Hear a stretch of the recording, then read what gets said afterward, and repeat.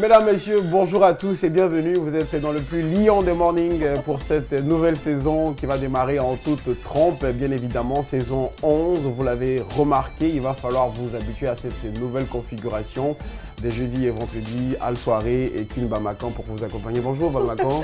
Bonjour Al, bonjour à tous et bienvenue voilà, dans le plus lion des mornings. Ça fait plaisir de te retrouver Al. Merci, c'est gentil. Après ces 2 mois de vacances, on s'est bien requinqué, on revient avec la forme, voilà, à la pêche. C'est un retour assez inespéré hein, dans le plus lion des mornings. J'espère que ça va aller, on va tenir le long de la saison. Hein. Ça va aller, ça va aller. On est là pour eux en tout cas. Voilà, ça a été les vacances? Super, génial, on a fait plein de découvertes, on s'est bien reposé et puis on revient donc Dieu merci. En tout cas, nous on a fait des vacances villageoises et on les a très bien passées. T'es allé où? Bon, j'étais à Koya. Ah, voilà, j'étais à Koya, voilà, j'étais dans une petite plantation à Koya, voilà, je suis en train de planter de la narcade. C'est génial ça. C'est la tendance du moment. Ça va rapporter ça. Oui, c'est important.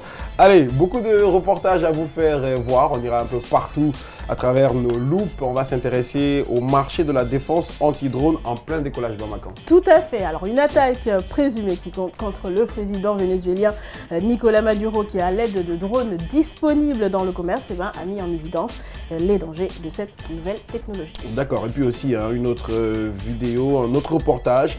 Les seniors accros au cannabis, ça se passe en Californie. Et oui, c'est aux États-Unis la marijuana qui fait de plus en plus d'adeptes justement chez les personnes âgées à mesure que la légalisation de cette drogue douce progresse à travers le pays. Vivre avec les ours. Le pari de la Slovénie. Et oui, c'est pas commun. Pari grossier quand même. Exactement. Vivre avec ces animaux sauvages au sud-est de l'Europe, c'est le baby boom chez les ours face à l'expansion. Les populations de plantigrades, donc la Slovénie, veut montrer que la cohabitation avec les ours est bien possible. Et puis on s'en lassera jamais d'en parler, c'est l'intelligence artificielle. Exactement, invisible mais omniprésente. Alors l'intelligence artificielle qui transforme cette année l'IFA, donc le grand salon en fait de la technologie, ça se passe donc à Berlin et c'est sa première édition cette année. Et puis on va s'intéresser aussi à d'autres choses qui viendront s'ajouter à tout ceci, entre autres la rubrique bien-être avec vous-même Bamakan. Des astuces, des conseils, pourquoi pas. Le micro-baladeur. Et les trouvailles. Les trouvailles aussi, pas de souci. En tout cas, toute une équipe composite pour vous servir au cours de cette 11e saison. Nous, on va démarrer avec le tube du grenier, c'est le Glade.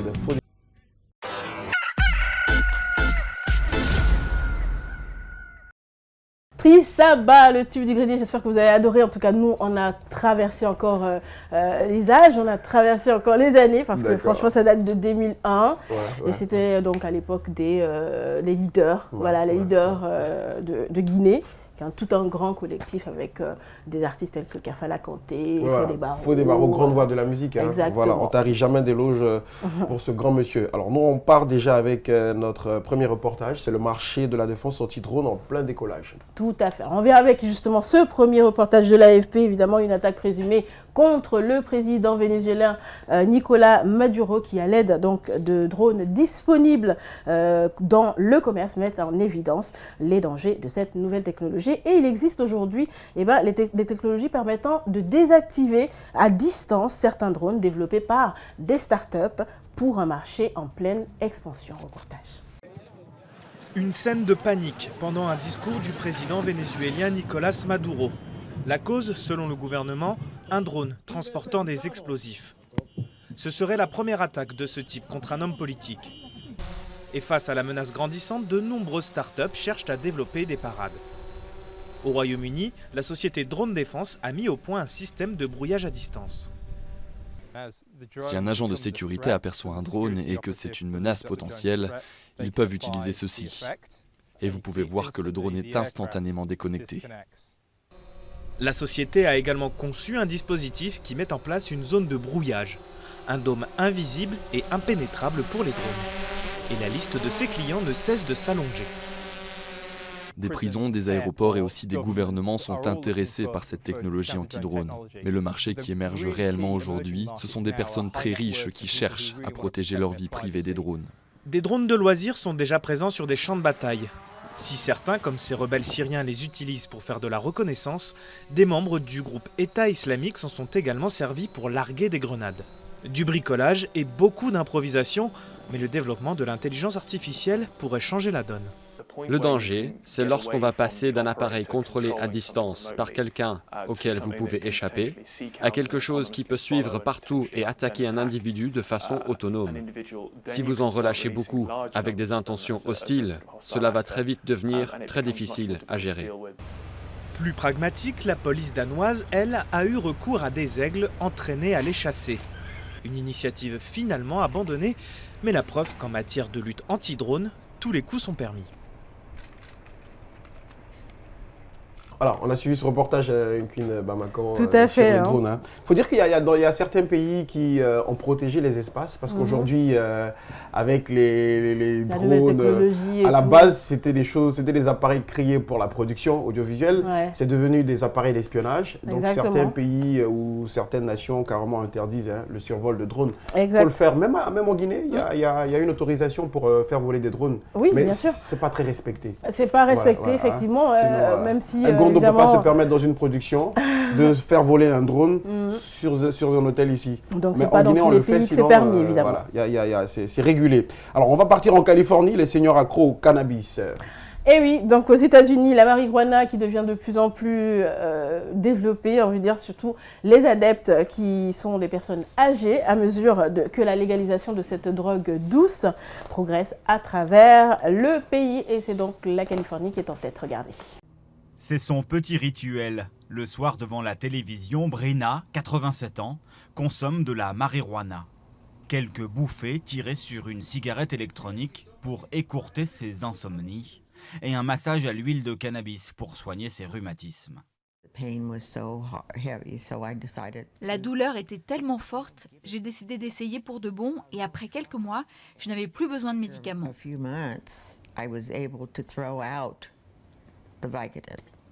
Et je me suis rendu compte qu'en inhalant une bouffée le soir, je dormais plus longtemps. C'est pour ça que j'en prends. Cette mamie californienne est même devenue l'égérie d'une campagne de publicité pour sensibiliser les personnes âgées à l'usage du CBD, la molécule thérapeutique du cannabis, présentée comme une alternative naturelle aux médicaments. Les seniors entendent beaucoup parler du CBD, la partie du cannabis qui n'a pas d'effet psychotrope. C'est bénéfique pour leur santé, mais ils ne veulent pas planer. Et les seniors arrivent par bus entier dans ce dispensaire directement de leur maison de retraite. Au programme de cette sortie, une réunion d'information, suivie d'un passage en boutique pour acheter chocolat, pommade ou vaporisateur. Pour l'instant, seuls 3% des Américains de plus de 65 ans sont des consommateurs réguliers. Ça s'appelle drogue, alors les personnes âgées en ont peur. Ils ne craignent pas les médicaments alors que c'est très mauvais, mais ils ont peur du cannabis.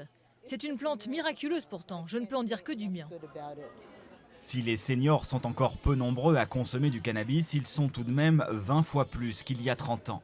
Cette croissance n'échappe pas aux professionnels, qui tablent sur un marché des seniors de plusieurs dizaines de millions de dollars d'ici 2020. Et bien voilà, comme on le remarque surtout aux États-Unis, aujourd'hui, même dans les chips, figure-toi, il y a de la drogue, donc faites attention. Mais attention, il y a certaines études scientifiques qui disent que le cannabis guérit. Je ne vous dis pas d'aller en prendre. C'est vrai, c'est vrai. Il y a des scientifiques qui l'ont prouvé, même, comme en Colombie par exemple, où c'est légal.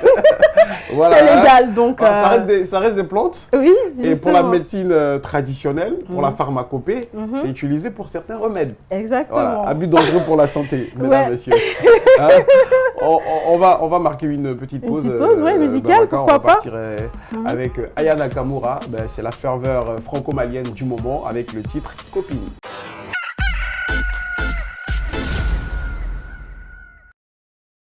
Copine, si Aya Nakamura, alors on sait quel succès a eu donc le single Dja. Aujourd'hui, elle revient donc avec Copine et ça fait encore un franc succès.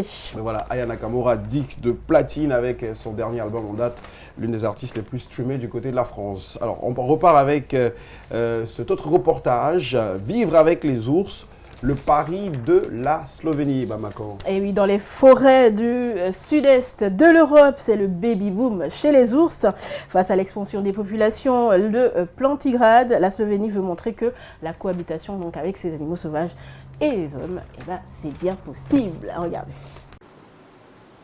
Voici une scène fréquente en Slovénie. Autrefois menacée d'extinction, la population d'ours bruns est en plein boom. 30 fois plus petit que la France, ce pays montagneux de 2 millions d'habitants abrite quelques 750 ours vivant à l'état sauvage contre 40 dans l'Hexagone. Ici, autorités et citoyens œuvrent à une coexistence harmonieuse. Je ne peux pas imaginer cette forêt sans les ours. Ils la rendent sauvage, pure, naturelle, comme il y a quelques centaines ou milliers d'années. Les ours sont gentils. Miha était chasseur, mais s'est vite rendu compte qu'au lieu de tuer les ours, il préférait les observer. Avec un nombre croissant de touristes principalement venus de France, d'Autriche ou d'Italie, il a fait de sa passion un métier. Il aide les autres à les photographier. En Slovénie, où environ 60% de la surface est couverte par la forêt, c'est le service forestier qui est responsable de la faune sauvage. Bien qu'aucun incident mortel ne soit survenu depuis plusieurs années, les ours sont surveillés de près. Chaque année, pour garder la population sous contrôle, nous procédons à des abattages. En même temps, pour prévenir les conflits avec les humains, beaucoup d'autres mesures sont mises en place. 2 d'entre elles déjà en vigueur consistent à verser des compensations en cas de dommages, ainsi que des groupes locaux d'intervention en cas de problème.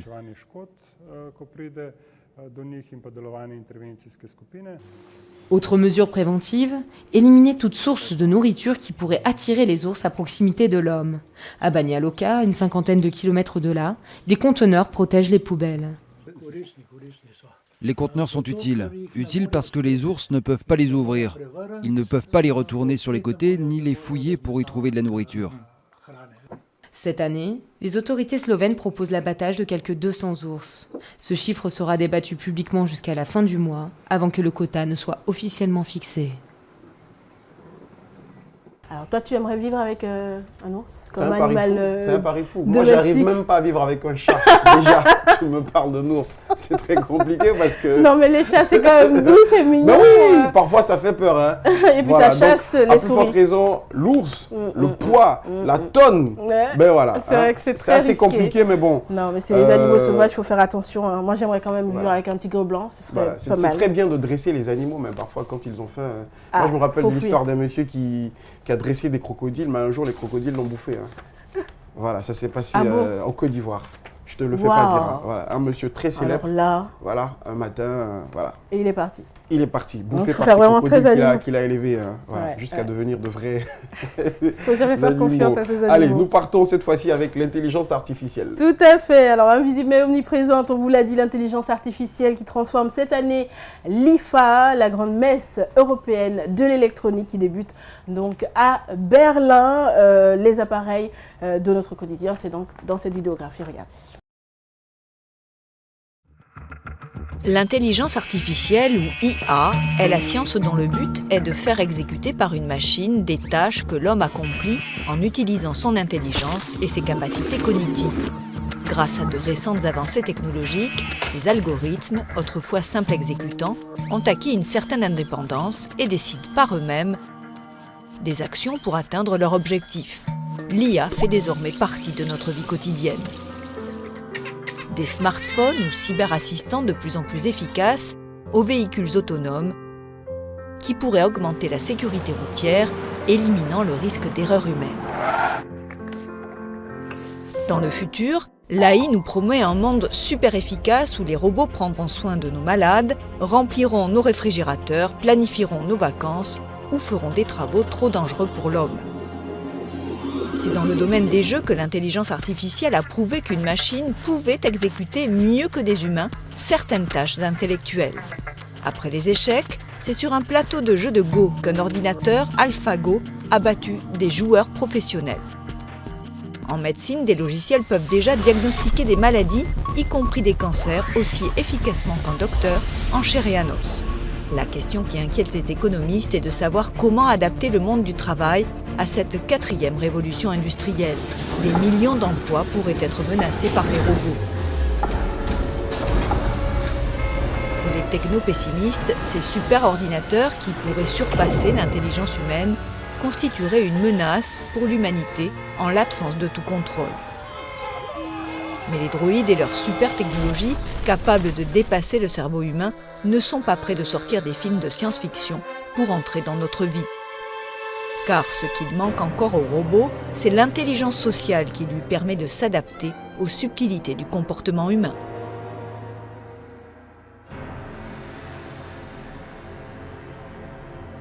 Des images vraiment tentantes, très intéressantes, sur ce premier salon de l'électronique en Allemagne. Alors l'IFA, ça signifie, c'est vraiment un sigle, mais c'est donné en allemand. Donc c'est une grande messe technologique. Exactement, ce qui veut dire en tout cas le salon international de l'électronique. Voilà, on va marquer une autre pause musicale, cette fois-ci avec One Time.